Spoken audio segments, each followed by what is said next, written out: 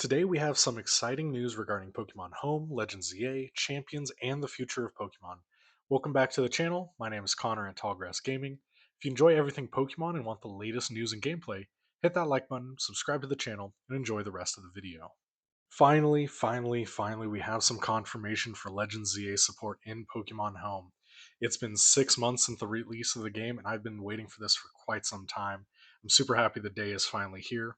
Maintenance is already underway for version 4.0.0 on both the Switch and mobile versions of Pokemon Home, and with it comes the integration of Legends ZA. The app is going to be down from 0 UTC to 12 o'clock UTC on April 2nd, 2026. So, in just a handful of hours from recording this, it's going to be live for everyone to enjoy. This is exciting for many reasons, but let's first start off with bringing your old Pokemon into Legends ZA. Over the years, you might have caught some really fun and rare Pokemon in previous titles like Sword and Shield and Scarlet and Violet. Those Pokemon can now be sent into Legends ZA for you to continue having fun battling. But wait, before you do that, there is one major detail some people might have forgotten. Any Pokemon you send into Legends ZA cannot return to those previous games. This was announced a while ago with some of the release of this information. I know a lot of people were upset then when it first came out, but Pokemon has done similar things in the past. This is just one of those times where the company is looking towards the future and wants you to use your Pokemon in the newest titles and eventually wins in waves when that's released sometime next year. So if you're not ready to send your monsters into the next generation, hold off for now. But if you have some shiny legendaries that you caught during Dynamax adventures, like Xerneas or Zygarde, and you want to flex them while you're wreaking havoc in the ZA rail, then today is your lucky day.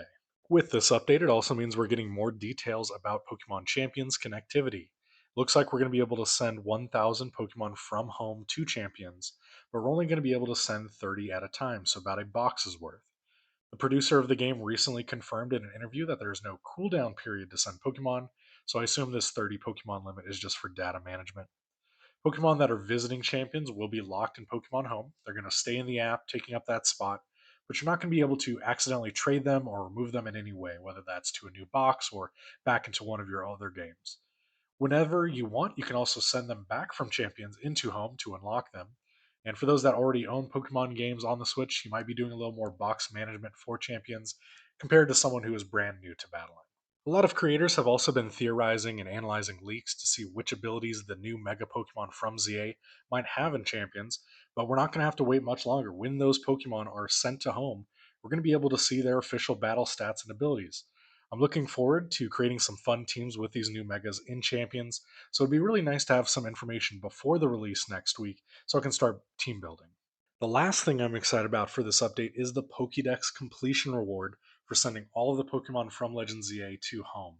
For those that don't know, if you complete the Pokédex of a game in Pokemon Home, you usually get a rare shiny as a mystery gift.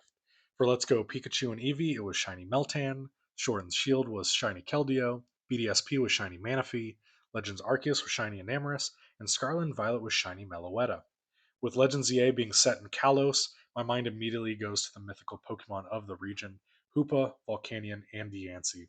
Shiny Deancey was just released in Pokemon Go this year, so I'm thinking it might be more likely that it's Hoopa or Volcanion. I'm crossing my fingers for Hoopa. For me, it just makes more sense since it was the main character in the DLC for Legends EA. But let me know which shiny Pokemon you'd like to see as a reward down in the comments.